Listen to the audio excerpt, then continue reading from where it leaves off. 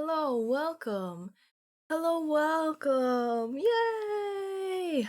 Um, Hi. We're reading Remnants of Filth again. And boy, oh boy, am I excited. Oh man.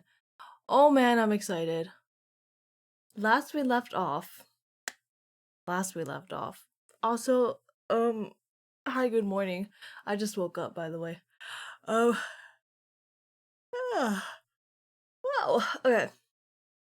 Last we left off, we found out that my guy Gumang had no had no had only Moji's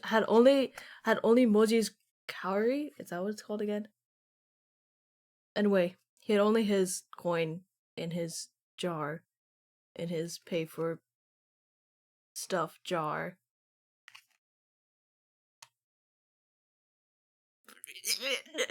Guys, oh, you don't understand the significance of this. You don't understand the significance. Oh my god.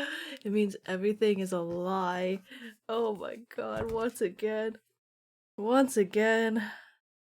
Moji doesn't know what to believe, and neither do I. Neither do I. I have some rice tea, roasted rice tea. I don't know if it's like the best tea for my throat, but I don't have any other uh better non-caffeinated teas at the moment. So we're stuck with this. Um I have been having trouble with my throat recently. I think I burned it in the last stream. And so I've just been feeling slightly sick for like 2 days. Anyway. But yeah, I really don't want to burn my throat again. So I'm gonna let that cool down. I'm gonna let that cool down. And yeah, we'll see how far we get this time. I thought it was being a little silly, but I did get a lot of rest. Lots and lots of rest. Lots and lots of rest. Lots and lots of rest. And yeah. I think we should be okay. Hey, why you cry?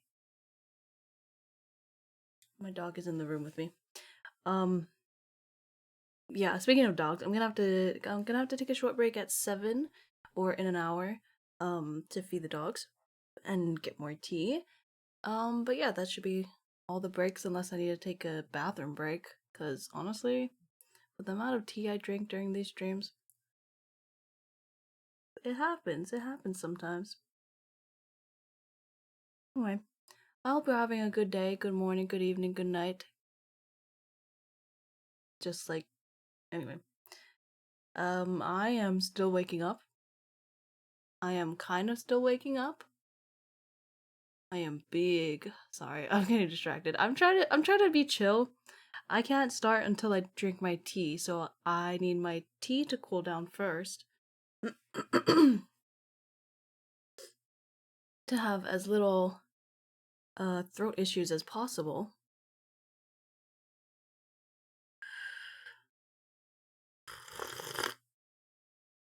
Ooh, oh, that's so nice. Oh my god, I love that. Roasted rice tastes a lot like barley tea, but I can't drink barley tea because I'm gluten intolerant and barley has gluten. Barley basically is gluten. Barley is adjacent to wheat, so it is really nice though. It's like crispy rice. Oh, it's so nice. Okay. Okay, let's get another yawn and a stretch in. And then let's start. Okay.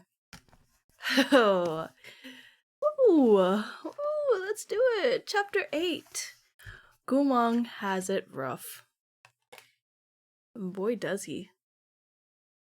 This is on page 85. The cute printing around the title is it's just so pretty. I love it. It's got like a little flower hanging, a little like stars and stuff. It's really cute. All right, let's start. How could this be? How could it be empty? It was as if a ladle full of ice had been tossed into boiling water, The roiling waves momentarily ceased, but the thick mist remained. In this hazy fog, Moji wondered vaguely. Clearly, clients have come to his room, so why isn't there a single white cowrie in his jar? Jihajun was strict, stern, and self-restrained, like an indomitable walled city. What indomitable walled city? Nothing could make this fortress light the beacons of warning, except for Gumang. Ever since the old days, whenever Gumang was involved, Moji was prone to losing control, becoming easily enraged, reckless, and impatient, even to the point of losing his composure and ability to think. Do you guys like my voice switch up? when I switch into my reading voice? I'm just trying to make the experience nicest for all. That's not a phrase. Doesn't matter. We're going with it. Later, when he became a commander, years of ruthless war had sharpened and refined him further, but he still hadn't been able to control this selfish little impulse. In front of Gumong, Moji wasn't the highest-ranked general of Chonghua. He was nothing more than an ordinary young man, one who was less and less able to control himself, and more desperate to know how Gumong had been these past 2 years. Had they disgraced him and then not even paid for it? And how had Gumong become so calm he was almost apathetic, in the face of such a rise and favor and fall into disgrace? Could anyone really be so calm? Waste of money. A furious shout came from outside, interrupting Moji's thoughts. The sound of footsteps quickly followed, and a woman cursed as she stalked toward the room. He can't do anything right and only fucking knows how to make clients upset. That traitor shouldn't have had that traitor should have been hanged ages ago. I truly don't understand what compelled Wang Shujun to spare his shitty life. Moji's brow furrowed. This was the manager of Luomei Pavilion, Madame Chin. A long time ago, as a gesture of friendship, Wang Shujun had asked Madame Chin to choose a dozen different beauties to send to Moji's army, but no matter how Madame Chin tried to persuade Moji, and no matter how extravagantly she described these beauties, he had refused to keep the people she sent. More than anything, Moji had made note of that sharp and shrill voice, which was so irritating it made his head hurt. He can't cry or smile, can't flirt or fuck. Every time clients leave his room, they end up cursing me out. The woman raged, her shadow already dark on the window paper. What a total waste of money! How could Moji be this unlucky? The news that Jihajun was visiting brothels would shake the nations to its core, and word that Jihajun had snuck through the back door to visit a brothel would further stupefy all of Chonghua. And if word got out that Jihajun was secretly visiting a brothel to bed his mortal enemy, that would blow the top off Chonghua's capital city. Moji wrenched Gumong's face toward him, his rough breaths brushing Gumong's cheeks. Where can I leave? He asked, lowering his voice. Gumong coughed, gasping for air. The words outside will change color when a client's here. She won't come in. I'm not a client. Gumong's eyes widened. Then, during the brief span of their conversation, Madame Chin's flickering shadow had reached the doorway. Just as she was about to push open the door, Moji glanced to the side. Don't let her know I'm here. Well, don't tell her I'm here. The door opened. The door opened. I know this word, it just won't come out of my mouth. Simultaneously, Moji let go of Gumong and darted behind the decorative screen. Madame Chin entered, a pipe in her hand. She exhaled through red lips, filling the room with the cloying scent of smoke. Gumong couldn't stop himself from sneezing quietly. You cough and choke every time I come to your room. I keep hoping you might die. Madame Chin rolled her eyes. But even though I've kept you for all these years, you sure aren't dead yet. She sat down at the round table, taking a few more puffs from her water pipe. Great General Gu, there are only 3 more days in this month, she said maliciously. I won't bother comparing you to those who earn thousands of calories, but even the ugliest and most disagreeable of your brethren can sweet-talk and welcome clients with a smile well enough to earn their keep. She glanced at him. What about you? I don't have any money. I know you don't, Madam Chin chewed on her pipe. You can't do anything right. Your face is acceptable, but you have no other skills. Gumong sneezed softly again. Why bother pretending to be frail and pitiful? Madam Chin was growing angrier, and she raised her voice to berate him. Look at yourself. What do you have in that rotten jar of yours? Keeping you around only loses me money all year long. Gumong said nothing. Wang Shujun may have forbidden me from laying a finger on you, but if this continues, I'll kill that dog you keep in the courtyard. As soon as Gumong heard kill that dog, he spoke up. I did as you said. Bullshit, you think I'm stupid? They don't give me money. They tell me I am a... Gumong paused before saying that word aloud. Traitor. Moji heard this from behind the screen, although he couldn't... oh, jeez, sorry. Although he couldn't see Gumong's expression, Gumong's voice was as unmoved as before. He seemed to be expressing something wholly insignificant, without a hint of guilt or shame. To him, the word traitor seemed light as a feather. Traitors shouldn't... this is Gumong speaking, okay. Traitors shouldn't earn money, Gumong continued. They say what I do for them is my duty. Through the gap in the screen, Gumong's silhouette was solitary and helpless. It's what I owe them. Okay.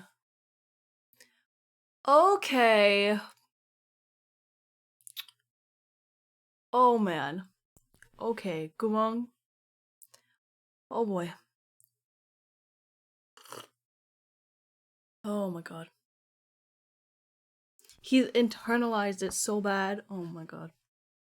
Okay, that's fine. Madam Chin sputtered. Yes, indeed, you're a traitor, she said angrily. But what does this have to do with me? Of course you owe them, but I'm running a brothel, not a charity.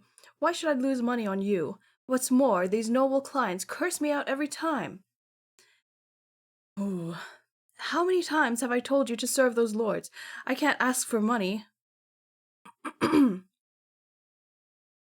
I can't ask for money. You're the ones who have to entice them to pay. At least the others can coax some coin out of their clients. But you, Great General Gu, can you? Gumong was silent. After a while, Madam Chin's voice became even sharper, shrill enough to pierce the sky. What are you glaring at me for? How dare you? Get on your knees! Oh boy. Moji assumed Gumong wouldn't kneel, or at least not immediately. But reality once more defied his expectations. Gumong didn't seem to care. It was as if he wasn't aggrieved in the slightest. He knelt down in front of the woman. Moji braced his hand against the icy wall beside him, his ears ringing and rushing blood. Gumong, actually... He didn't have time to finish the thought before he heard the crack of a whip. Moji was inarguably a god of war who'd braved great battles, but this sound shocked him to the point of trembling. His pupils contracted as cold sweat beaded on his back. Through the narrow gaps in the screen, Moji saw Gumong kneel in front of Madam Chin. That madwoman stood up, coalesced spiritual energy into her palm, and thrashed Gumong savagely on the back with a scarlet whip. This woman seemed to pour all her pent-up resentment over her losses into Gumong. She whipped him hard another 20 or 30 times before coming to a panting stop. Throughout the process, Gumong made not a single sound, not even a muted groan, as if he didn't care about the degradation or the pain. Once Madam Chin had had her fill of beating him, she retracted the spiritual whip. She picked up her pipe again and took a few drags to soothe her heaving chest. You know that people find traitors even more disgusting than their enemies, right? So you better work harder to flatter them, and make them obediently give you their money. Flatter, Gumong echoed, as if trying to understand this word. If you don't earn anything next month, not only will the clients beat you, I won't let you off so easily either. You better think about that. Madam Chet Madam Chin left in a furious huff. When Moji emerged, Gumong's back was still toward him as he knelt on the floor. His silhouette seemed entirely serene. His collar was open wide, pale skin visible under the hem. Above was his neck, bent like a curl of smoke. Below was scarlet, looking like burning embers. Oh, that's good. That's good. Too much about Gumong was unnatural. He seemed too much like a stranger, too quiet, too apathetic toward life or death, humiliation or praise. There were so many questions Moji wanted to ask, but as he stared at the blood still dripping down Gumong's back, what came out of his mouth was, "Are all of your wounds from her?" "Not all of them." Gumong stood up. When you guys come, most of you beat me." Moji was speechless. "She beats me more than anyone," Gumong answered without sparing Moji a glance, absorbed in his own business as he walked to the water basin. Moji was about to reply when he saw Gumong shrug off his robe. Gumong tossed the bloodstained garment aside and picked up the basin to pour its contents over himself with a thunderous splash.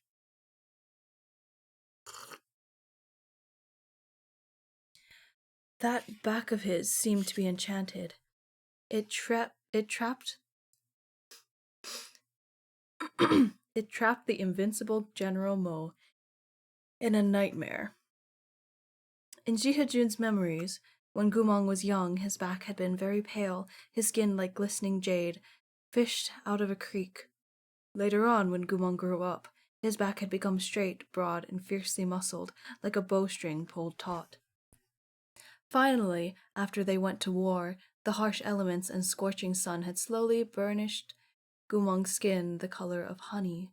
When he bathed in the river at dusk, a shrug of his shoulders sent water droplets rolling down his back, like a great army chasing the shifting sand dunes of his shoulder blades. Oh, okay, just, sure. Just give us that imagery. That was holy shit. Like it's nothing. Oh my god, meat bun. The fuck? They streamed down his wild, rugged line, but the path cut off abruptly at his narrow waist, sinking beneath the belt of his uniform pants. Back then, there had been sparingly few scars on Gumong's back. His scars were mostly on his front, for instance, on his chest or abdomen. But now, in the dim yellow lamplight, the back that Shihujin knew so well was unrecognizable, covered in whip scars, knife wounds, and mangled, magic burns. It was difficult to locate a single patch of unharmed flesh, not to mention the bloody cuts from the beating moments ago. How much must that have hurt? But Gumong seemed not to care. He indifferently poured cold water over himself to wash the blood away. Moji's heart was in disarray. He hadn't wanted to say anything, but somehow he was unable to look away.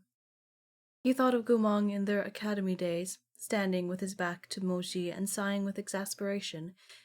"Shidi, you work so hard. You work too hard. Can you still move your legs? Come here, get on my back. I'll take you home."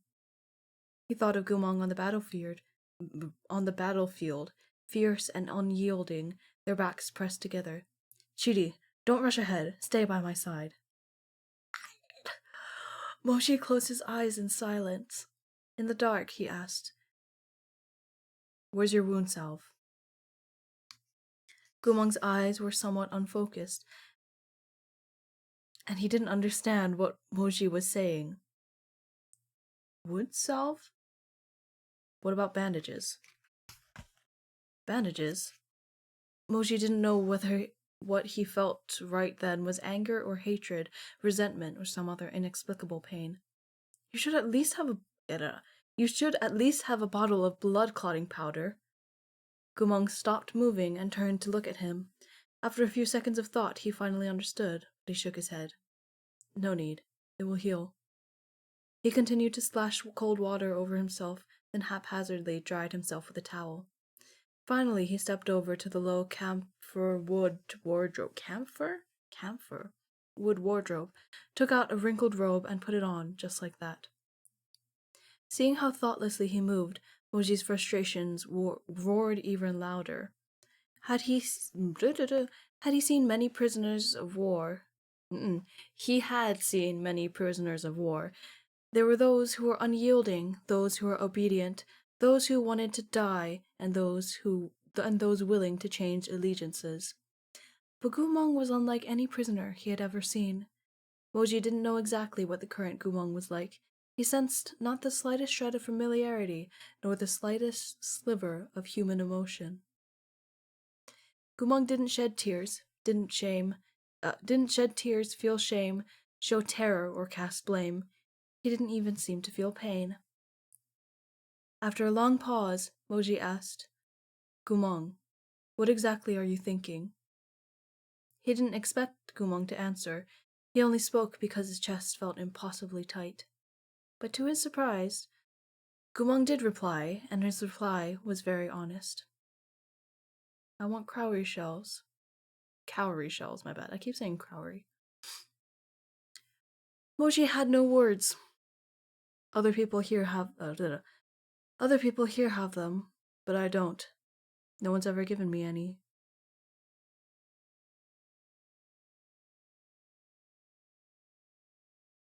Like, I know that's the point of this whole chapter pretty much, but oh my god, why is it when he says it like that? Oh my god. Oh. Oh, that hurts. That hurts me. That hurts me quite a bit. It's so I think it's because he's saying it to Moji. Oh my god. Nope. Nope. Nope. It's like ugh. Okay, going on in my brain, what it feels like to me is he's saying it like he is lonely, or like I don't know how to explain it. Like it's not money for, you know, but it's like no one's ever given me, I don't know, a bite to eat. No one's ever shown me any kindness at all. And if you do, that would be great. You know, like it's so desperate and so sad and so pitiful. And I'm gonna cry.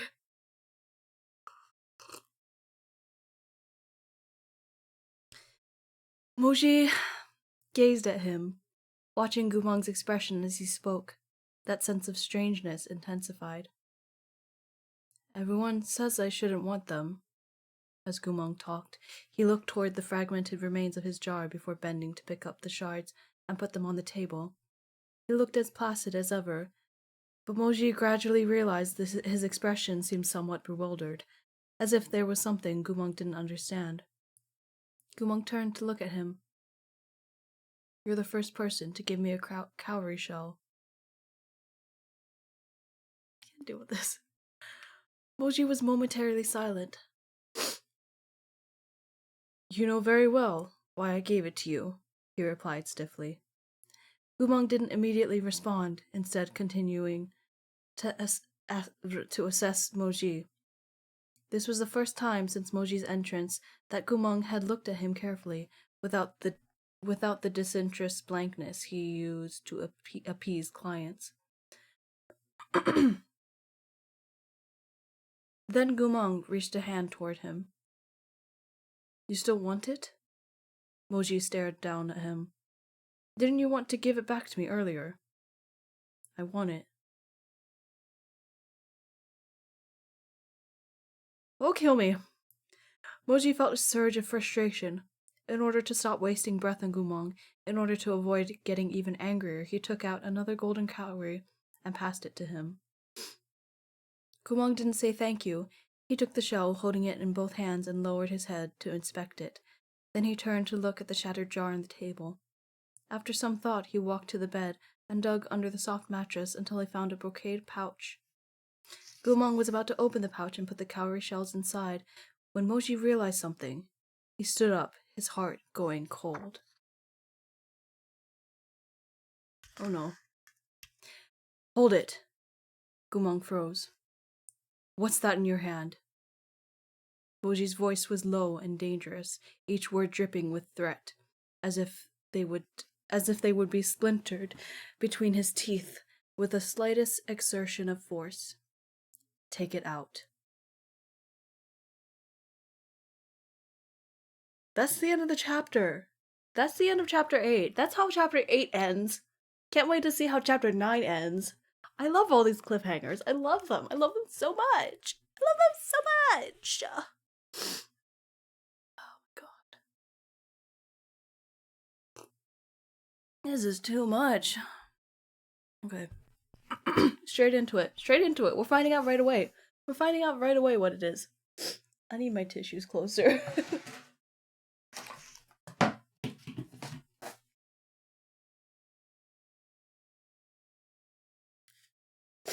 Okay. Okay, we're ready. Chapter 9 is called Caught Red-Handed. It was an extremely well-crafted little pouch embroidered with the landscape of mountains and rivers, as well as the sun and the moon. A rosy dawn was stitched in golden thread, the winding rivers and mountains in silver, and a red agate pendant. Agate? That's how you pronounce it, right? Pendant hung from the bottom. It was clear at a glance that this item was expensive. Moji stared at the brocade pouch for a long time, rage boiling in his heart. Slowly, he spat out a few words. Who gave that to you? Okay. Gumong seemed to have noticed the rancour in his eyes and didn't reply right away. He tucked the pouch back into his robes against his heart. Mine, he said, without answering the question. His? That was absurd. Gumong had fallen into such depths and his jar was completely empty. How could he afford that kind of brocade pouch? Moji was about to laugh from anger.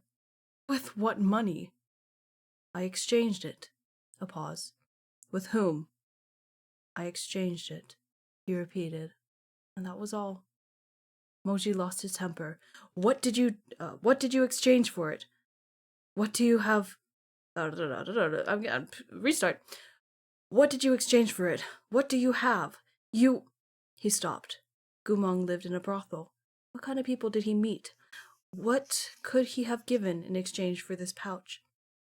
The answer was self-evident, but Moji was still interrogating him like a fool. It's an illustration. There's a picture. There's a picture. There's art. There's art. There's art.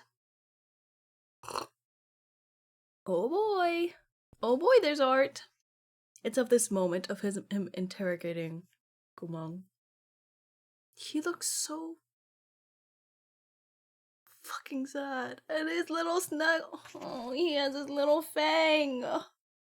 Stop his fang. So cute. So cute. Oh my god. Oh, I can't do this. Oh, I can't do this. He's also wearing a collar. Like a collar that with a belt buckle, right? Not buckle. What was it called? Anyway. That's fine. I'm so fine with that. That's so great. His heart felt as if it had been scraped with sandpaper, painful and itchy. Moji closed his eyes, wanting to soften his voice, but his pale and elegant face couldn't hide the way he clenched his jaw. Sorry. Jeez. In the end, as if in defeat, he opened his eyes again, his voice dangerously hoarse. Why would you want something like that? Gumang didn't seem to know what this pouch could be used for either, but he clutched it tight, then stared at Moji, not making a sound. Because it's pretty? Moji asked. Because you like it? Shouldn't you do something so ridiculous for a reason? Likely because he couldn't handle Chihujun's interrogation. When Gumang finally began to speak, it was slowly. Someone gave it to me. Didn't you say you exchanged something for it? Even now, you still lie to me? God, Moji! Someone. Gumang looked as if he wanted to keep talking, but something stopped him. He bit his lower lip. And the end. And the end? And the end, he again chose silence. I think that's supposed to be something else. Anyway. The silence seemed to be the straw that broke. Oh my god. Ugh. Sorry, my leg is falling asleep and it's really distracting me at the moment. Sorry. Trying to get into a position where blood flow is a little easier.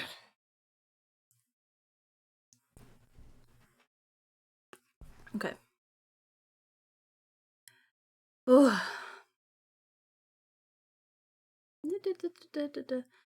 This silence seemed to be the straw that broke Moji's sanity. His gaze was like a sharp knife wrenching open a seashell, suddenly severe. Continue. Moji stared at Gumang's face, perhaps due to his extreme anger or perhaps because the light in the room was too dim. Moji again failed to notice there was something different about Gumang's eyes. Why did you stop? Is there anything on earth you can't say out loud? Moji swallowed thickly, each word grinding out between clenched teeth. Speak! It won't be anything new, no matter how absurd it is. You... Did he... I have my theories, but I'm gonna hold off on them until the reveal happens. Someone was good to me. Gumang cut in, unmoving. It was like a sudden blow. This time it was Moji's turn to be speechless. His throat felt terribly dry. Someone had been good to Gumang? Preposterous. Who would treat a traitor with kindness? Then Moji remembered. Right. Whenever Gumang had needed him, he always used to smooth talk, teasing and flirting. Now that Gumang had fallen on hard times at Lome Pavilion, it wasn't strange to see him employ silver-tongued lies to entice another person into helping him in his time of need. You idiot. You idiot! You see the state he's in. You know that he doesn't do that anymore. Stupid. Ugh! But. Moji was so angry his vision flashed dark.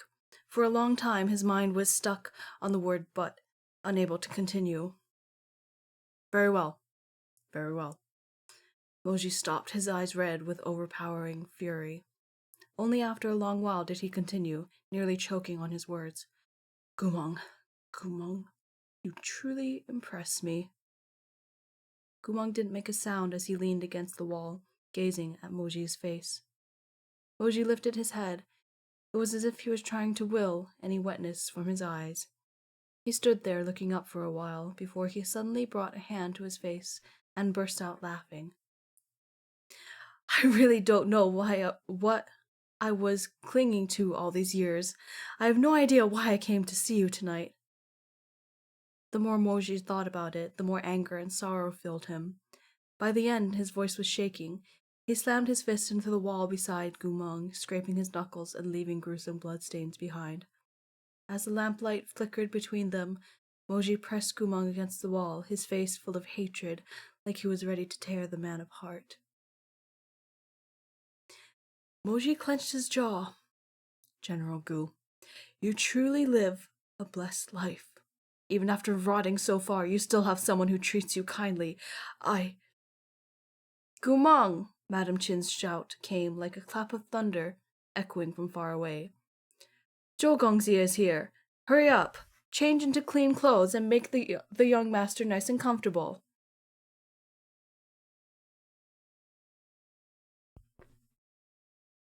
A voice pulled Moji back to the present. He came to his senses almost immediately. Although his chest was still heaving, the uncontrollable rage in his eyes was now restrained.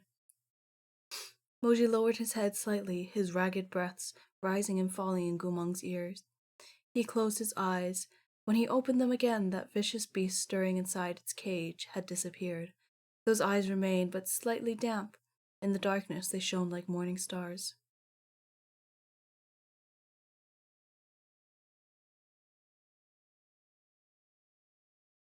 Zhou Gongxi, did he give you the pouch? Gumong didn't seem to understand Moji's hatred. He continued to gaze at Moji's face, as tranquil as ever, and shook his head. Zhou... Okay, it's Z-H. Yeah, I think I'm pronouncing it right. Zhou Gongxi. Zhou Gongxi. As Moji repeated this name in his heart, he realized this was probably the youngest son of the Zhou clan. Moji had heard of this young master among the nobles of the capital. He was regarded as a most brutish piece of trash. What he lacked in competence, he made up for with an unending stream of malicious ideas. Moji looked toward Gumong. Gumong's expression hadn't changed, but he was unconsciously rubbing a scar on his arm. Oh. After a few seconds, Moji laughed again, as if tormenting himself. What's wrong? The person who was good to you doesn't care? Without a word, Gumong tucked the pouch away. Moji didn't move. Is Zhou Gongzi a frequent guest too? He asked. Gumong nodded. Moji stared at him, his handsome features seeming to contain some unfathomable emotion. A moment later, he laughed once more. Before I thought you had changed. Now I see that you're still the same as ever. You know how to make anyone happy. The darkness in his eyes deepened, as though weighed down by the past. Take care. Rising from the round table, Moji donned his cloak and strode toward the door. You're leaving? Moji turned halfway. I'm leaving, he said, frigid. I won't stand in the way of your livelihood. But Moji stopped. What? I took your cowrie shell. Moji paused. Think of it as returning your past affections.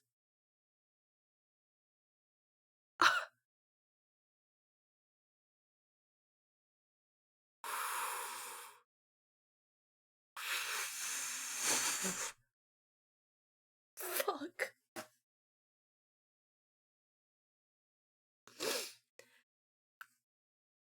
Moji felt that Gumong... Sorry, I skipped a line. Gumong knit his brows in confusion. Past affections? Moji felt that Gumong was acting very strangely, but he was running out of time. As soon as Zhou Gongzi got upstairs, he wouldn't be able to leave if he wanted to. Moji glanced at Gumong one last time, and turned to push open the door. But at that moment, Gumong whispered, Oh my god.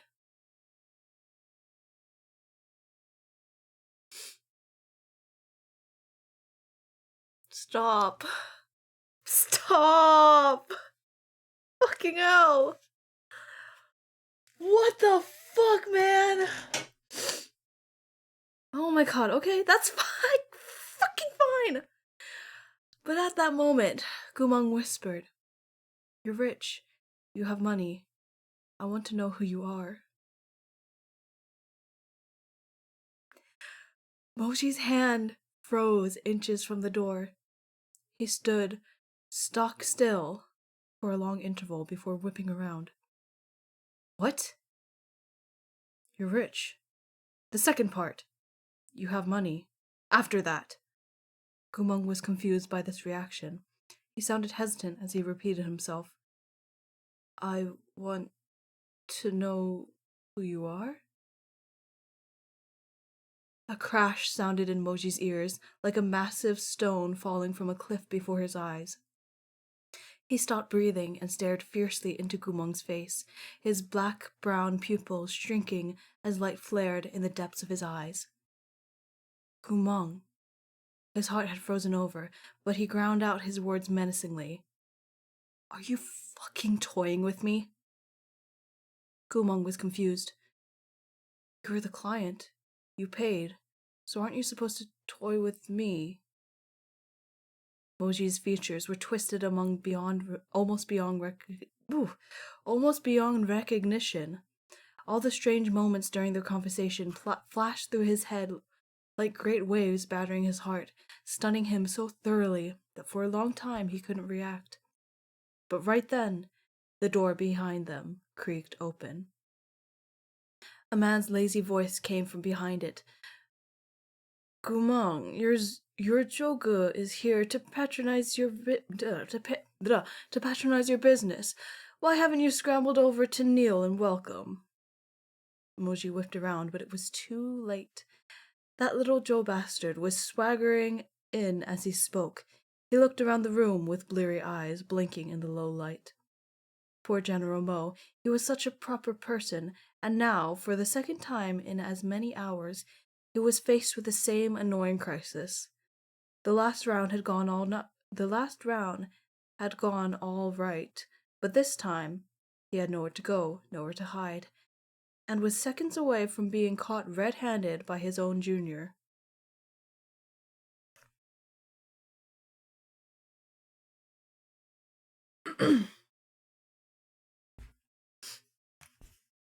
Moji's head had just been upended by Gumong's. You're rich, you have money, I want to know who you are. But he couldn't think deeply on it right now, so instead he cursed inwardly and pushed Gumong against the wall. He pinned him there with his tall frame, pressing one hand against the wall to neatly obscure both their faces. Gumong's eyes widened in his arms. You... Hush. Moji lowered his head and lifted Gumong's chin. His fingers were rough and forceful as he turned Gumong's head and bent down to bring them closer. Cool, thin lips drew near soft ones, their scalding breaths overlapping. Moji didn't want to touch this traitor again, so of course he wouldn't actually kiss Gumong's mouth. In his effort to create a convincing scene, however, he still pressed very close, so close they were almost nose to nose, their lips almost brushing. The narrow space between them became a wisp of willow catkin, its fluttering drift making Moji's skin tingle.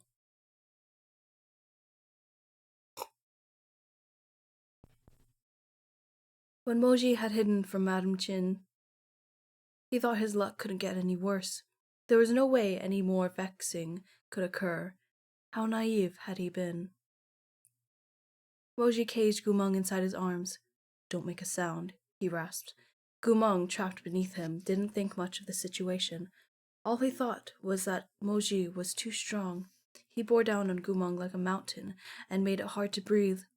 He didn't want to be crushed further, so he instinctively nodded. Lean closer. Gumong did as he was told. Thus, from the doorway, the two looked as if they were kissing with overwhelming passion and desire, as if in the next moment they would roll onto bed, utterly inseparable. This suggestive sight would make most normal people exclaim with shock and instantly turn to leave. Yeah, I don't know why you thought this would work, but perverts aren't like normal people. Zhou Gongzi was taken aback at first. He backed up a few steps and checked the plaque hanging on Gumong's door. Rubbing his eyes, he muttered, The words are black. There shouldn't be a client in here. But after the initial shock, this Zhou Gongzi became even more invested. He walked into the room, smiling. This is so embarrassing. It seems like the spell on the plaque doesn't work anymore. I had no idea someone else was in this room. No response. Hey there, you're so skilled. Our great General Gu is in... our great General Gu is the thorniest problem in all of Lome Pavilion, but you got him all pliant in your arms, letting you kiss him however you'd like. Why don't you teach me some of that impressive technique and let me have some fun as well? He chuckled mischievously. The more the merrier, right?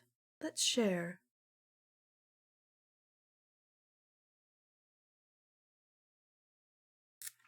That's the end. That's chapter 9. That's chapter 9. That is chapter 9. Now, I don't think something's gonna happen, but I am gonna skim over just to be sure. I really don't think something's gonna happen. I think we're okay.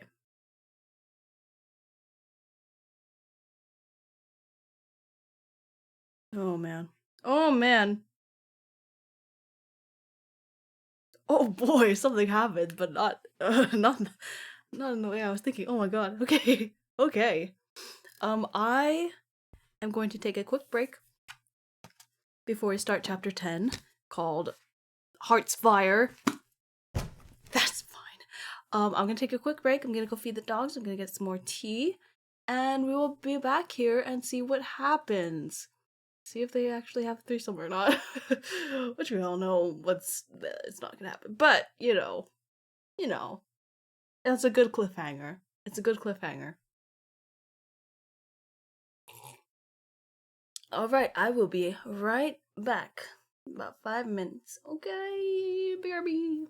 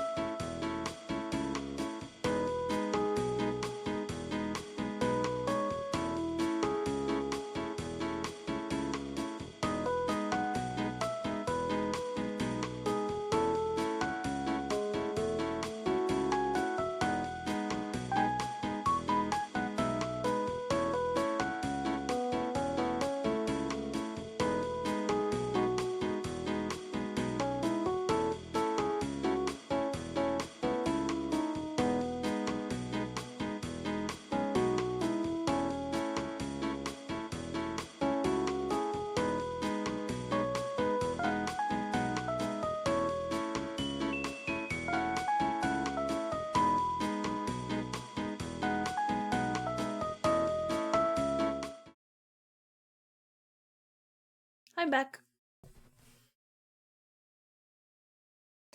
I am back.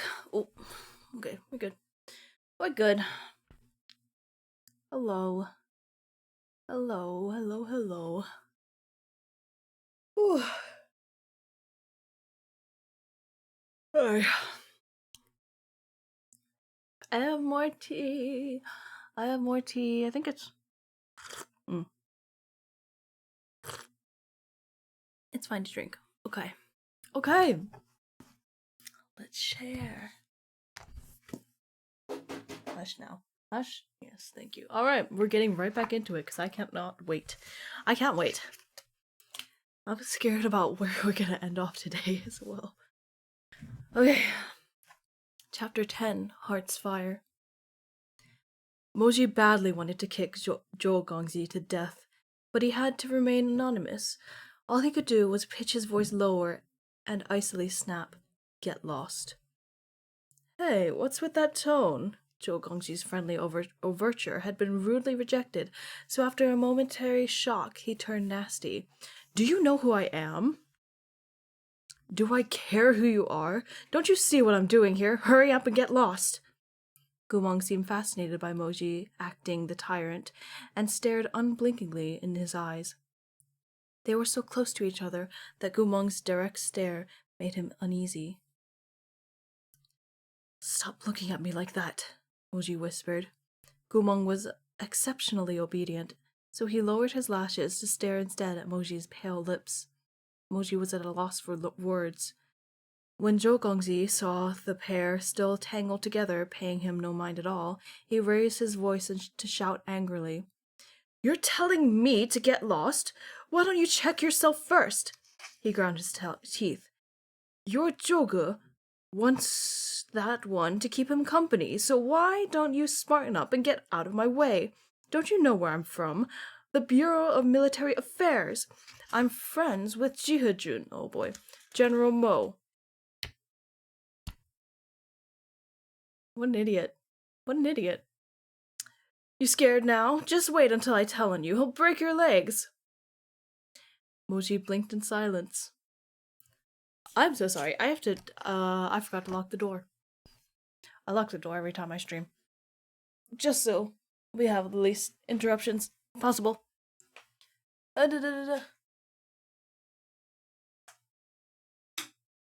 You get to hear my pitter-patters. Oh, my knee is fucked. I keep having to climb in and out of this fucking armchair because it's like the arms are under the desk. So I have to climb in and out of it. Otherwise, I'll have to like scoot it back and scoot it forward, and that's so annoying. So it's easier to just climb in and out.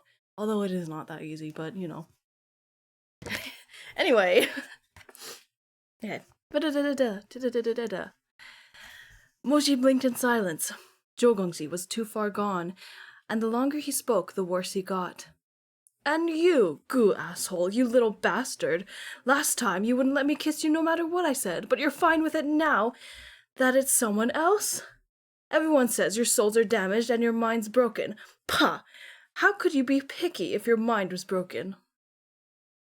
Oh, he's nasty. Moji's heart skipped a beat. Soul's damaged, mind broken? He stared at Gumong's face up close, all the strangeness from earlier coming back to his mind. His ears rang, he felt like he couldn't breathe. You're only faking it for some pity. What souls are you missing? How is your mind broken? You're just a bastard traitor. Gumong frowned, wanting to say something. Don't move. Even though blood still pounded in Moji's ears, he reacted in time to stop Gumong. He closed his eyes, willing himself to remain composed. Don't move. Their mouths were so close that Moji's every whisper sent a gust of heat sweeping over Gumong's lips. Then this sensation startled him. He instinctively tried to struggle free, but Moji's formidable strength kept him restrained with one hand. Listen to me, he hissed. Gumong didn't want to listen, but neither could he move, and so Moji's warmth melded into his lungs only to leave On the next exhale, breaths entwining in the searing heat between them. Gumong's eyes were glued to Moji's face. Moji swallowed, head spinning as he slowly surfaced from the revelation of Gumong's condition. He collected himself with effort and opened his eyes to look at Gumong again. Afraid he would make a fuss, he chose his words carefully. Have I hit you before? Momentarily confused, Gumong shook his head. Has he hit you before? Gumong nodded. Then listen to me and ignore him. I'm fine. They were too close together, the air from the depths of their lungs tangling between their bodies. Moji deliberately avoided his clear eyes' gaze. As long as you listen, I'll make him scram. Another wordless nod. Seeing the two were still caught in their inseparable embrace, Zhou Gongzi began to feel as if he really had intruded on their intimacy. He became even cruder and more furious, aroused yet frustrated. What's wrong, Gumong? You still won't say anything? What a miracle! You ignore everyone else who comes to your room. So is this man especially handsome, or is he especially good in bed? Or is it that he's broken our agreement, and he secretly paid you, traitor? Or is it that he's broken our agreement and he secretly paid you, traitorous bastard that you are?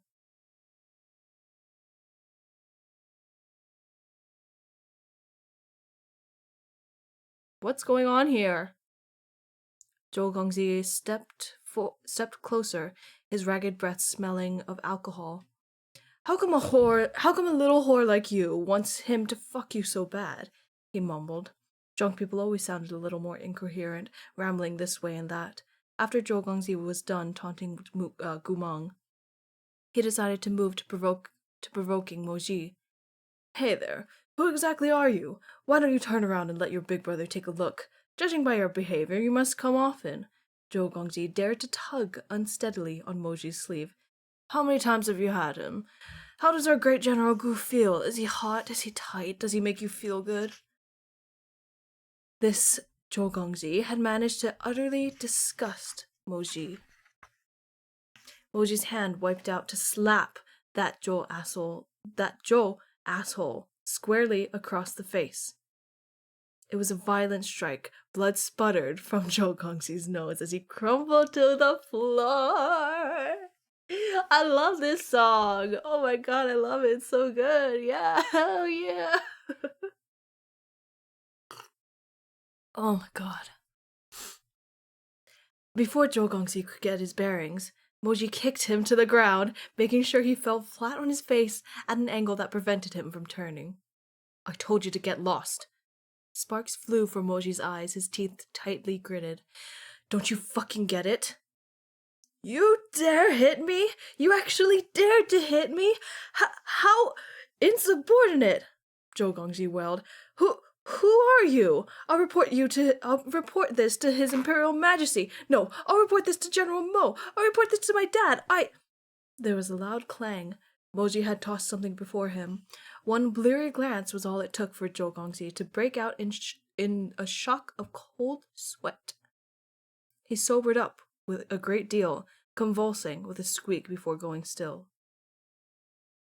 Moji was so repulsed by Zhou Gongzi's earlier crudeness that his expression was yet twisted. Will you? He asked menacingly. No. Are you going to visit him again? No. Moji let him go with one last kick. Get lost. Don't let me see you again. Zhou Gongzi staggered up and stumbled away, too afraid to even look back.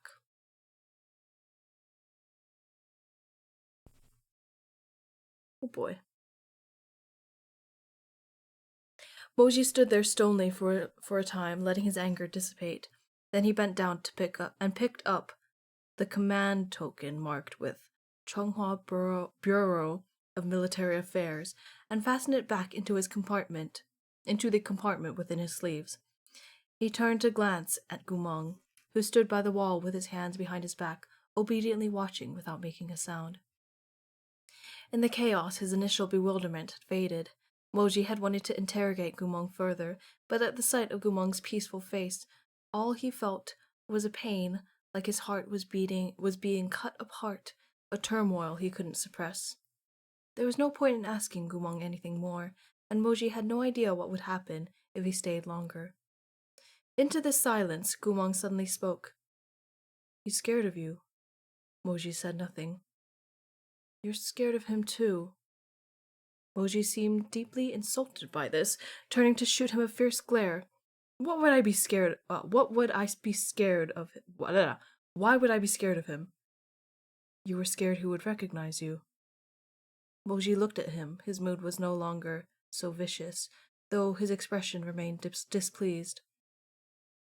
What does that have to do with you? Did he? No. Moji's voice was cold and stiff. It was as if the scalding breaths that had brushed against Gumong's skin earlier had never existed. But he saw your token. Token. There's no name on it. Every high-ranking official at the Bureau of Military Affairs has one. Moji glanced at him as he fastened his sleeve compartment. You did too.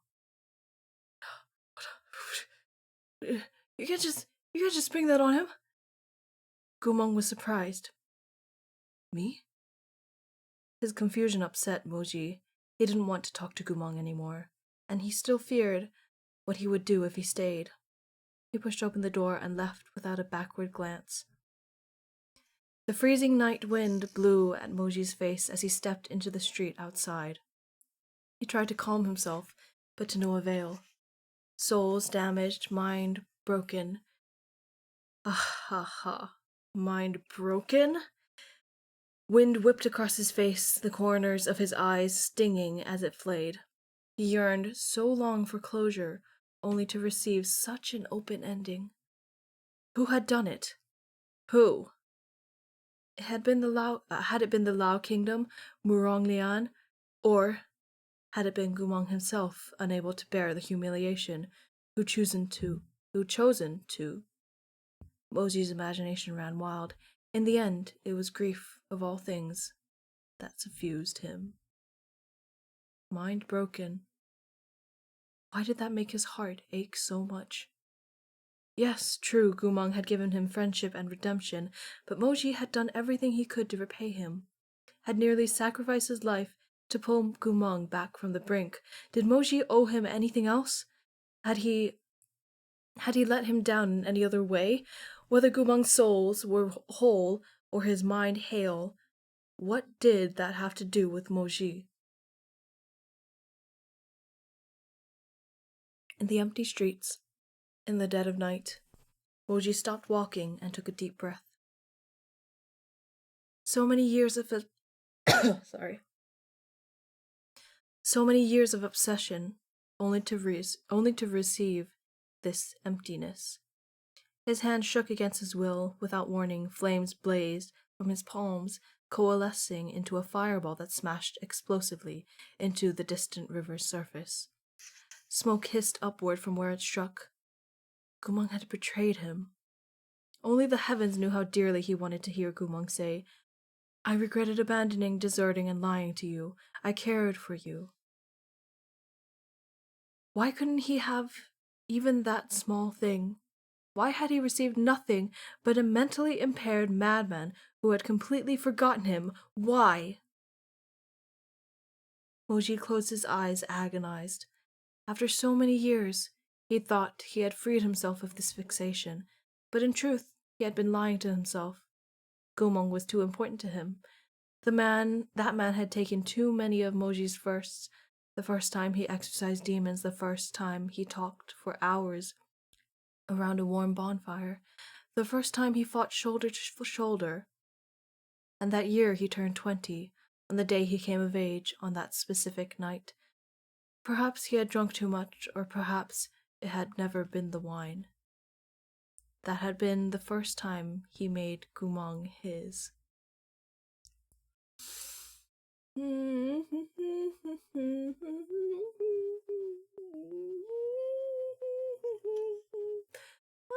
so fine. I'm so fine. Why is this so fucking sad? Oh my god. This is really fucking sad. Oh, this is a whole different genre of grief. This is so... Wow, ow. Ow, wow. Bow, wow, ow. I don't... Oh my god. He still remembered Gumong's expression back then. When it came to such matters, Gumong cared about his pride, even though his eyes were teary and his lips were bitten bloody. He endured, insisting that he would never leave any flower unplucked. You're fine. We're both men here, so it's all good as long as we make each other feel good. Come here, do you want your Gumong Gugu to teach you how to move? Gumong shouldn't have said such things. At the time, Moji's sanity had already been hanging on by a thread. His heart was burning up. He didn't know if the flame of affection behind his ribs would ever go out. He knew he couldn't have done something like this merely because of some wine. No, his actions were born out of searing, passionate desire and deep, undeniable love. Alas, Gumong didn't understand. He only wanted to regain his dignity, and so started babbling all sorts of lewd things. In the end, he personally destroyed what remained of Moji's rational mind. Later that night, Gumong had reached his absolute limit.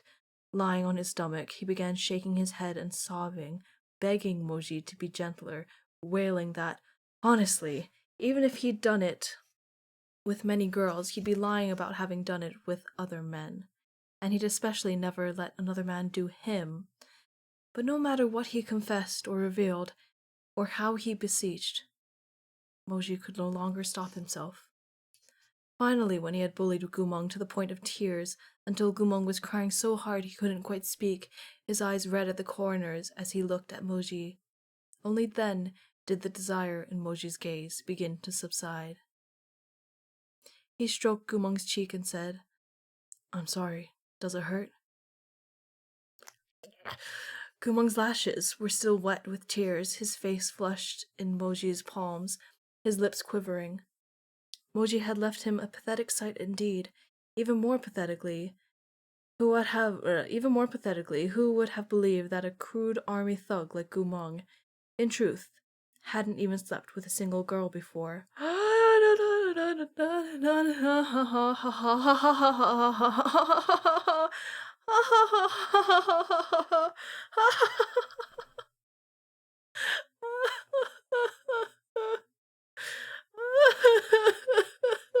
Oh my god. What the fuck? Oh no.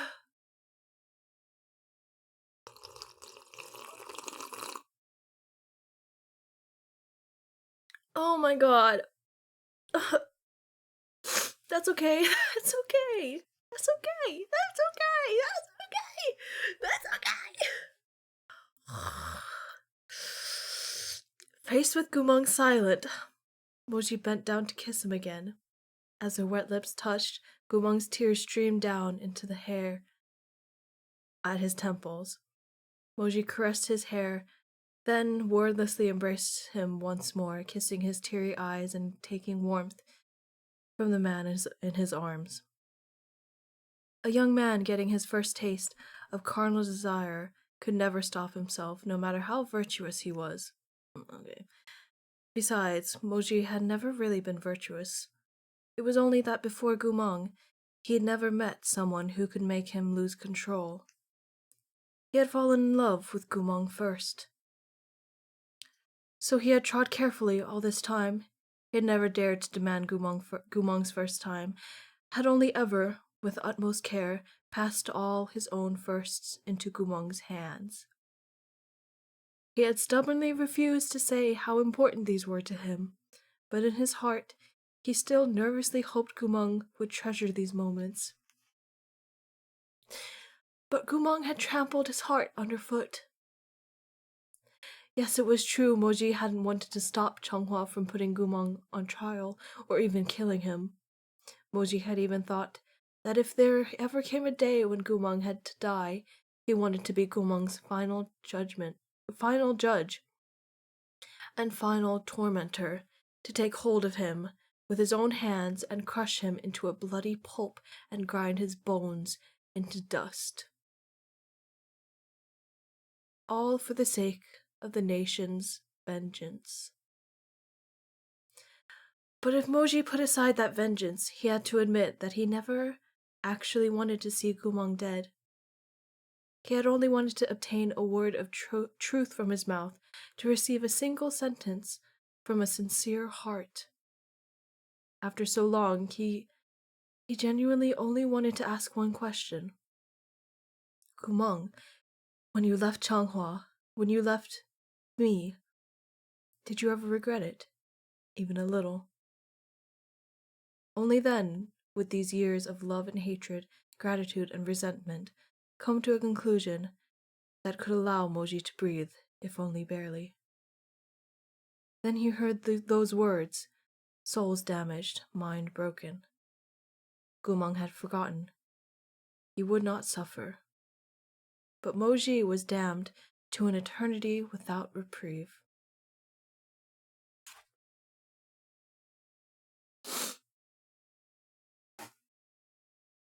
That's a scene break. That's a scene break, and I feel like I need to cry more. There's so much, it's like my heart hurts so much, and I just need to cry. And that was really painful. Oh my god. What the fuck? And he can't treasure all of his firsts because he doesn't remember. He doesn't remember. Okay. That's fine.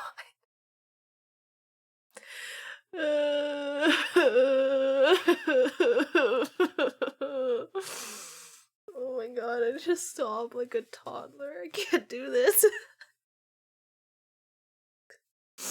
I can't do this. What's happening? He doesn't remember him. He doesn't remember him.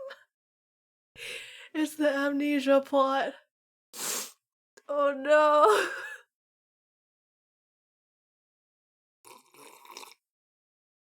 But it's fine, I'm fine. I'm so fine.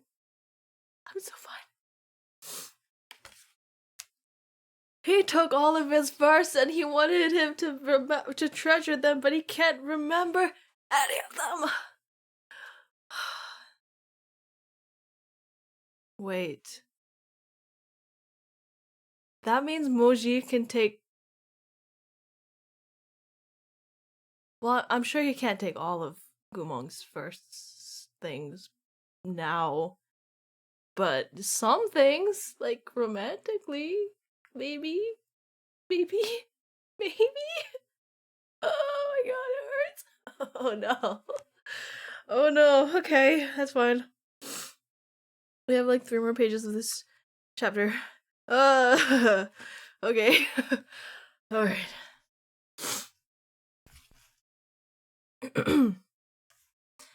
No one knew Moji had gone to Lome Pavilion to see Gumang, but in the following days the people of the Bureau of Military Affairs could distinctively sense General Mo's displeasure.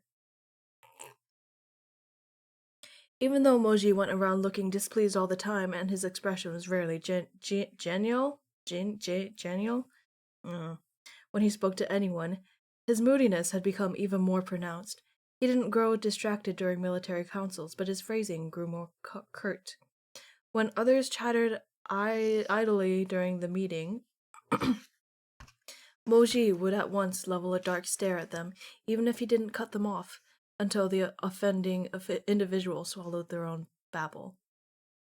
It was hardly a problem in itself, but one day General Mo inexplicably berated the young master of the Zhou clan for an hour straight, saying he had slacked off on his martial responsibilities and was excessively depraved, even though no one knew what Zhou Gongxi had done wrong. But we know. Get him, Moji, get him, go, get him, Moji, tear him apart. Copy the Bureau of Military Affairs rulebook 100 times and deliver it to me tomorrow, Moji said. If you commit another offense, you can call your dad to drag you back home. Zhou Gongji obeyed in a fit of terror and left, quaking all over. Yue Chunqing scooched over to Zhou Gongji with a nosy look. Hey, what did you do? I don't know. If you didn't do anything wrong, why would that ice cube face get so angry? Chunqing glanced around, smiling deviously. Be honest, are you keeping a stash of portraits of Princess Mengzi? Ui. Ui. Zhou Gongji's face paled, looking as if the heavens were about to strike him down. Bro, spare me! How could I dare? Yue Chunqing rubbed his chin and looked at Moji in the distance, who was staring down at the sand table with his arms crossed. That's weird. Then why does he have such a short fuse right now? In the end, Moji said short fuse. In the end, Moji with said short fuse couldn't control himself. He pretended not to care for 2 days, but in the end, he asked his head housekeeper how Gumeng had been these past 2 years. In this day and age, being a housekeeper was no easy task. Those in the position had to excel in both managerial duties and menial tasks, advise the lord and comfort the lady, console the concubines, and deal with the young master's disputes.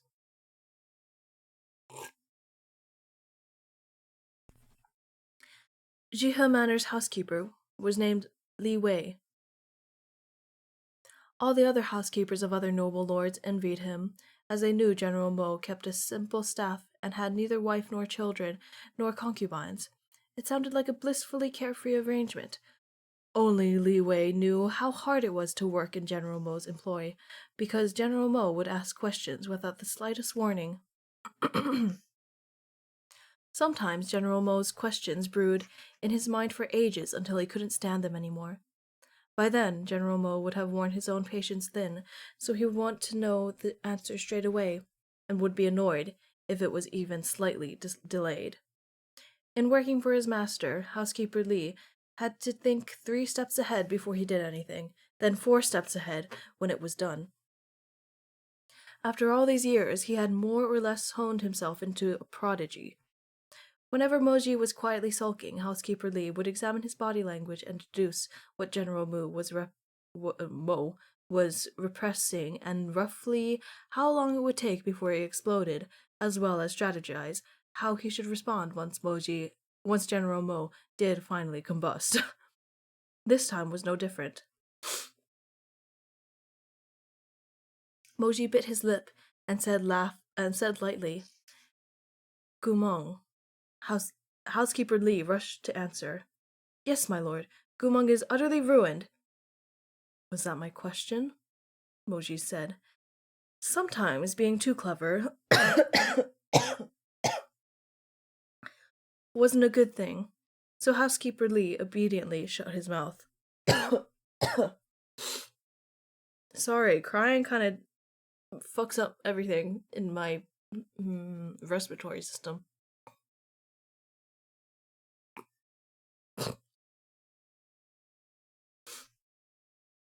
No. Moji turned around, eyes indifferent, as he gazed at the pot of tea on the stove. It was a long while before he said anything more. Face blank, he asked, how was he ruined? What the fuck, man? What the fuck, man? That's the end of the chapter. What the fuck, man? That's the end of the chapter. It ended at the end of a page, right as I was about to turn it, and then the other page is blank, and then the next chapter is called Slave Caller.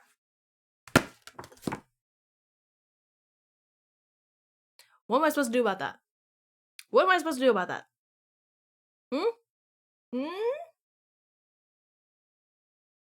That's crazy. Oh man. Okay. Yeah, we're gonna read it. Let me see how long it is. we can read it. It's about 10 pages. Let me re-situate myself. Because my legs keep falling asleep. Okay.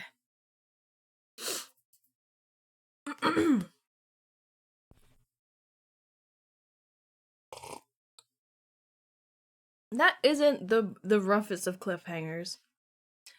That would be a good place to stop, but I'm not stopping because I want to read more. I want to know what Slave Collar is about.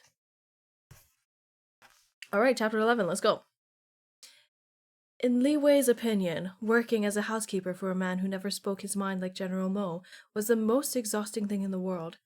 If time could flow backwards, he would have chosen to work for official Lu with his 18 concubines instead.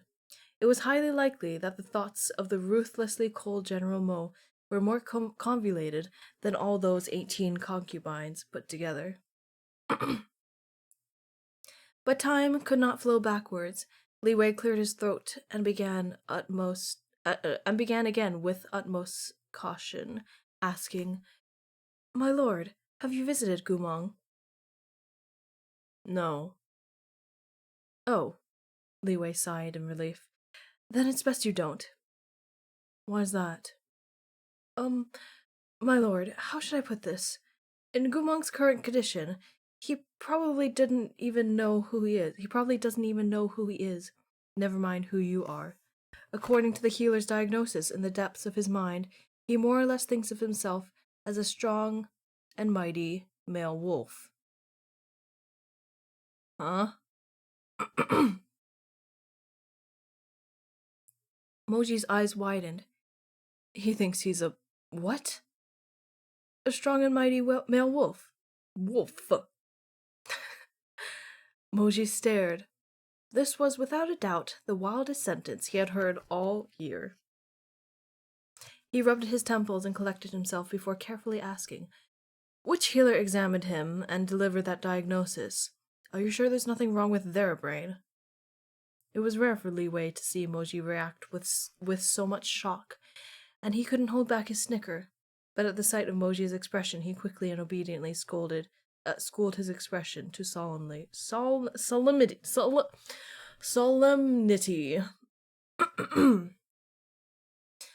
My lord, none of us believed it when we heard either. That's why so many nobles went to the prison to settle their debts with Gumong when he returned. However, he couldn't even talk like a normal person. It only made everyone angrier. Li Wei paused before continuing. Then His Imperial Majesty handed him to Wang Shujun. Wang Shujun also wanted to pry something out of his mouth. He tried everything, but no matter what, Gumong couldn't answer his questions. Li Wei sighed and he shook his head. He genuinely didn't understand that he was human. Moji had to digest this information for a long time before he looked up again, gaze pausing on the little clay teapot steeping hot tea. Steam rose into the air, those tendrils of mist floating about and entwining together.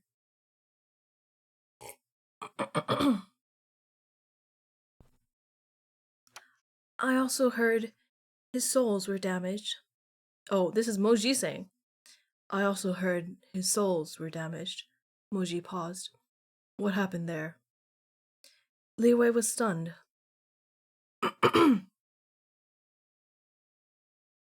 His lord wasn't usually the sort to ask for such news, so how had he learned about this? But he hurried to reply. They are indeed damaged, but it's not clear what exactly happened. We only knew that Gumong was already in the state before he returned. Already in that state before he returned, Moji repeated, frowning. When Gumong entered the capital, our healers read his pulse. They said his soul's heart vein and spiritual core all bore traces of recent damage. The people of the Lao Kingdom are definitely responsible.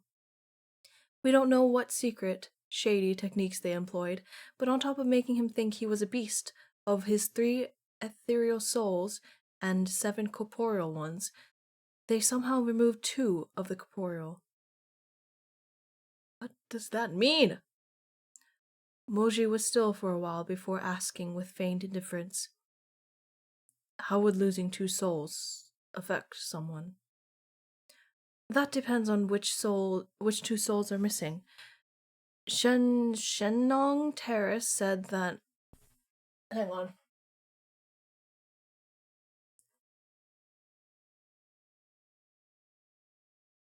I just got hit with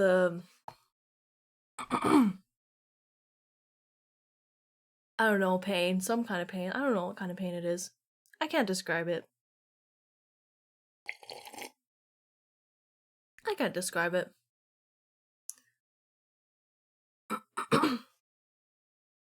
I need to stretch a little. I think it's like neck pain. Something to do with my neck. Ugh. Ugh. Ugh.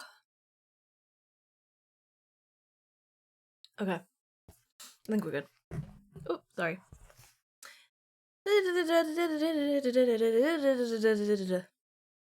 That depends on which 2 souls are missing.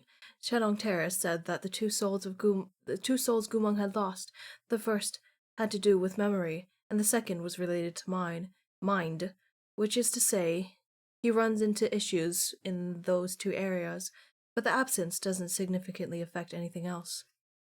Moji lowered his lashes. I see, he murmured.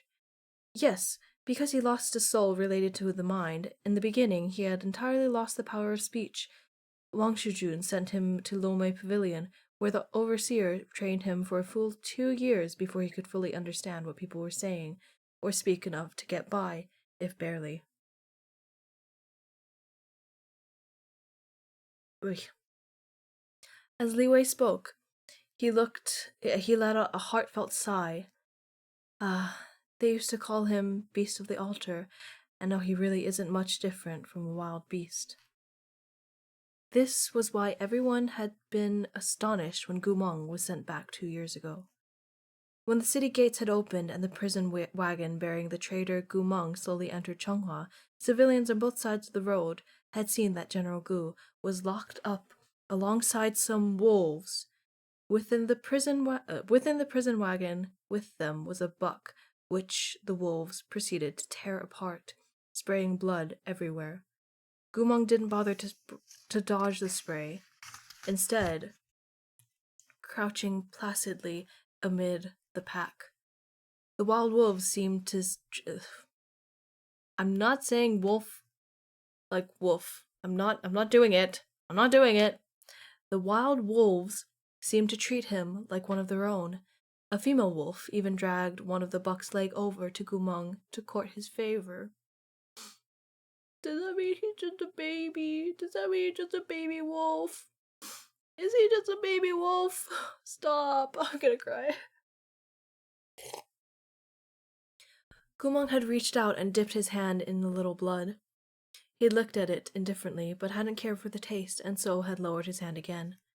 Moji listened in silence. At this point, Li Wei scratched his head. But my lord, there's something I don't understand. Moji's dark brown eyes turned to look at him impassively. Why would the Lao Kingdom go to the effort of destroying 2 of his souls if they were already going to send him back? Perhaps he knew too much, Moji said. By extracting those 2 souls, they could tie up that loose end once and for all. Li Wei was speechless. Goodness, how cruel. Can he ever recover?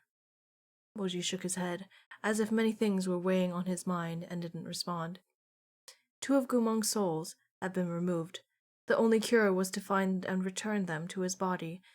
But in all the vast 9 provinces, who could say where Gumong's 2 souls had gone, or if they still existed? I heard Wang Shujun kept him alive so he could experience suffering worse than death, Li Wei said. But I also heard he's awfully calm now and not very interesting. Wang Shujun seems to have made a miscalculation. Oh, right. Li Wei remembered something and turned to Moji. My lord, have you seen Wang Shujun since your return? Moji shook his head. No.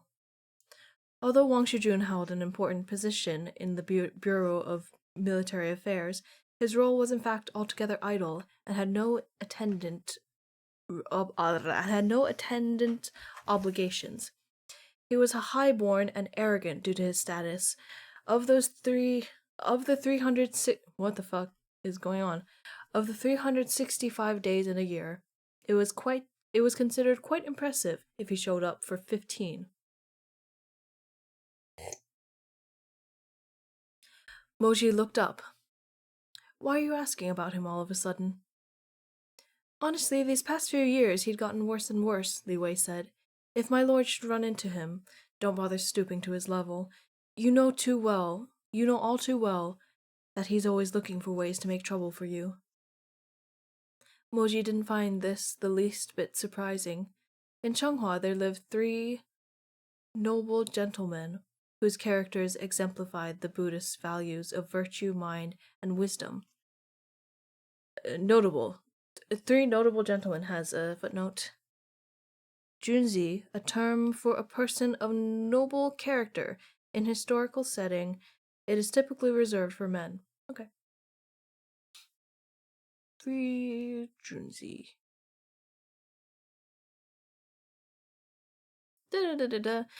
Zhang Yeshu's serenity and indifference to public favor had earned him the title of mind, while Princess Mengji's benevolence and integrity had earned her the title of virtue. Conversely, there were 3 infamous villains who perfectly exemplified the Buddhist positions of greed, wrath, and ignorance.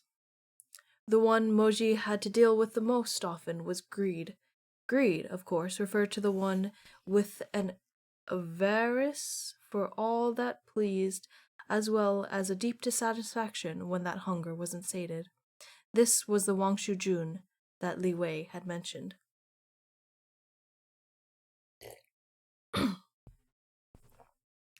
Wang Shujun's name was Murong Lian, and he was Gumong's former master. Oh, okay. Okay, Lord Drop.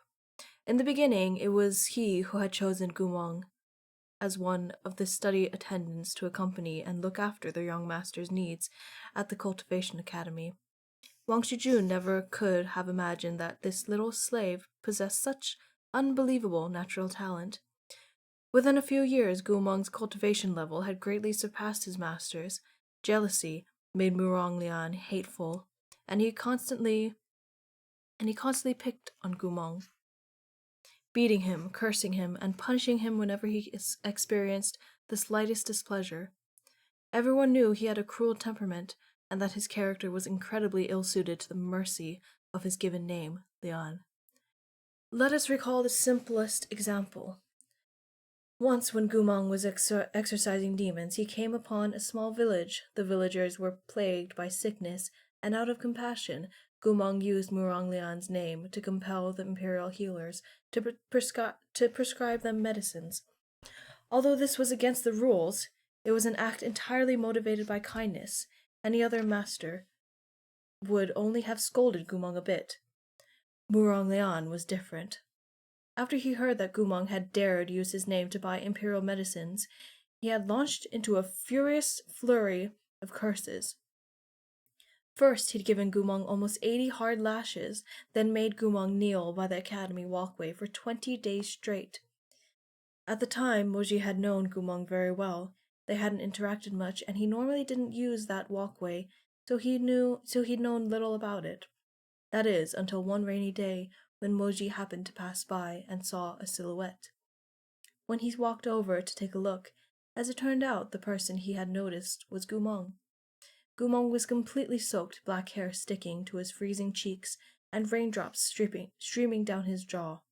He knelt obediently amid the flow of the crowd with his hands around a wooden signboard with 6 words emblazoned on it in cinnabar. Slave impersonates master, shameless beyond description.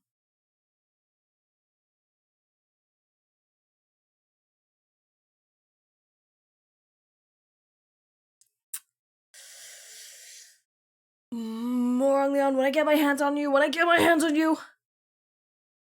When I catch you, Muronglian! Muronglian, when I catch you, you better watch out. You better watch your fucking back. Get him, Moji, get him.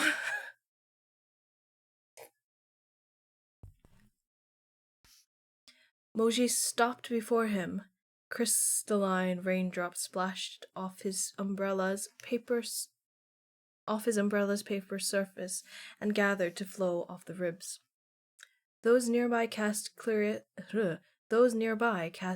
glances their way, but when they caught sight of the soaring snake insignia on the young noble's robes, they lowered their heads and kept walking, afraid to look again. It seemed that Gumong had become dazed from sitting in the rain. He didn't even realize when an umbrella appeared over his head, nor did he notice that someone had stopped in front of him. When he suddenly heard someone speak from so close, he started, his eyes flicking upward as he woke from his daze. A confused, soaked face came into Moji's view. There were bloodstains at the corner of the kneeling youth's mouth, and whip marks on his cheek. He was chilled to the point of shivering, like a dog that had been thrown out into the mud. Only those black eyes still shone, clear and unclouded. That pathetic sight, paired with the wooden signboard, was as ridiculous as it was pitiful. Moji and Gumong might not have been close, but Moji knew Gumong had requisitioned medicine that was with a fake identity because he couldn't bear to let a whole village suffer through illness. Thus, Moji went to Muronglian's quarters at the academy and asked him for leniency. Not only did Muronglian refuse, he descended into a heated argument with Moji. Finally, he sent for Gumong to come before him. In front of Moji, he asked, "Gumong, do you know why the insufferably arrogant Mo Gongji came to see me today?" Water was still streaming down Gumong's face. He numbly shook his head. Muronglian crooked a finger at Gumong, compelling him forwards. He caressed Gumong's soaking cheek with hands that were terrifyingly pale. Smiling insincerely, he raised his sultry peach blossom eyes, their whites showing below the irises. Oh my god. He came here for you. For a moment, Gumong was visibly stunned. He turned to glance at the dark-faced Moji, then looked back at Muronglian. In the end, he carelessly wiped the rainwater from his face and grinned. "Gongji, are you joking?" He wiped the rain and grinned. "Gongji, are you joking? What the fuck?" Muronglian was still smiling. "What do you think?" No one spoke. Their skills grow. Your skills grow by the day. If Mo Gongji hadn't come in the rain solely to ask for mercy on your behalf, I wouldn't even know you had started fooling around with a young master from another family. What? Muronglian, Moji bit out. I'm only speaking up for him in the name of justice. Keep those filthy insinuations out of your mouth. Gumong blankly turned to look at Moji. There seemed to be a hint of gratitude in those sea-bright eyes, but while Muronglian's attention was elsewhere, Gumong shook his head slightly at Moji. Muronglian shot Moji a glance and snorted, as if in threat. Then he turned around and sweetly said to Gumong, "Kneel." Gumong did as this poor guy. Gumong did as told, gradually lowering himself all the way down and dipping his head before Muronglian. Oh my god. Take off your upper robe. Muronglian! These are my quarters, Mo Gongji. No matter how high your rank, you shouldn't be trying to scold me in my own rooms, no? Muronglian glanced at Gumong once more. Take it off. Gumong did as he was told. He took off his outer robe, exposing his strong and toned physique, lowering his lashes, and saying nothing. Murong Lian slowly looked at him over, from the lines of taut muscles to skin that glowed like honey under the lamplight. Murong Lian was very slender, and his eyes raked across Gumong's body, the same way a perpetually freezing young scion would look over a fine fur pelt, as if he wished for nothing more than to tear off all of Gumong's skin and wrap it around himself to make himself stronger.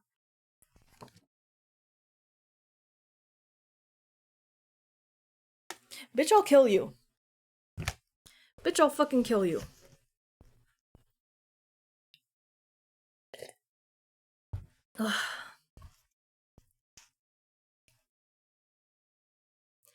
Attendants hurried in and brought Murong Lian hot ginger tea.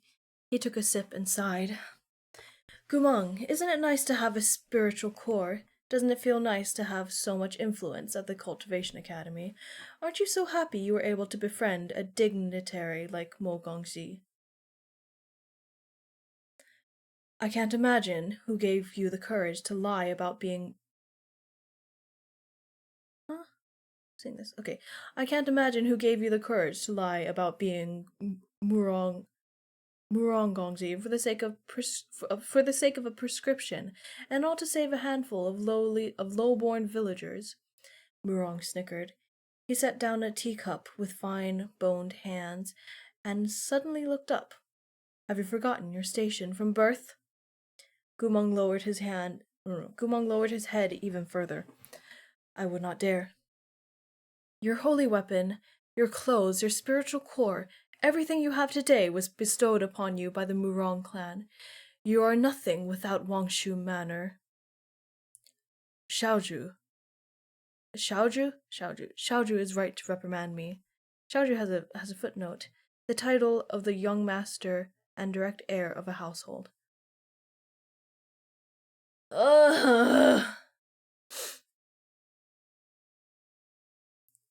Sorry, we only have like one page left.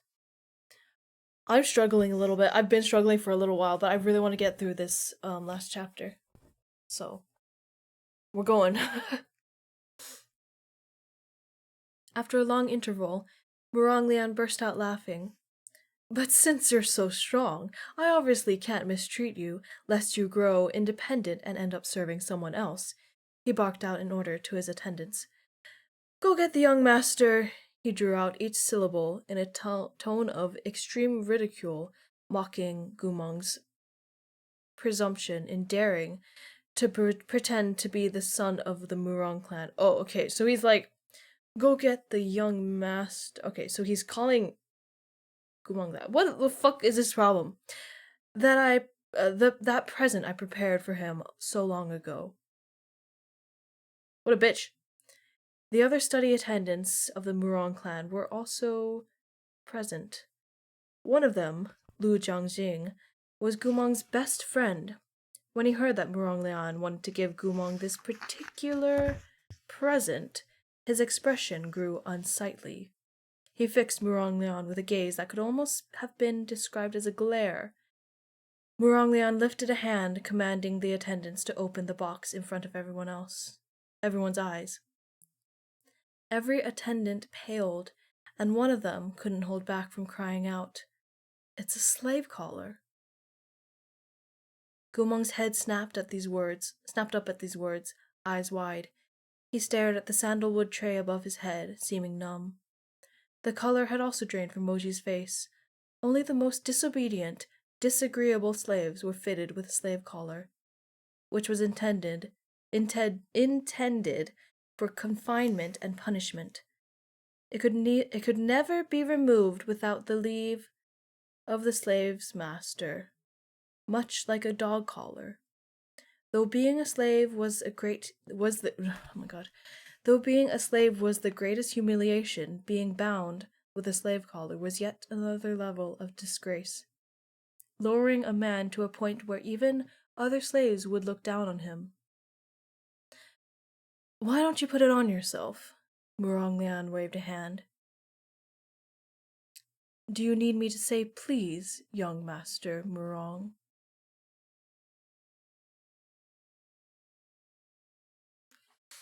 And that's the end of the chapter. And that's the end of the chapter. Now I know why we didn't mention the collar on him earlier in the illustration. But yeah. That is where we are ending today. The next chapter is called Muronglian, so I guess we're getting a backstory of that. And fucking bitch, I want to kill him. Anyway, I need to go really fast. Sorry, I really need to go to the bathroom. And,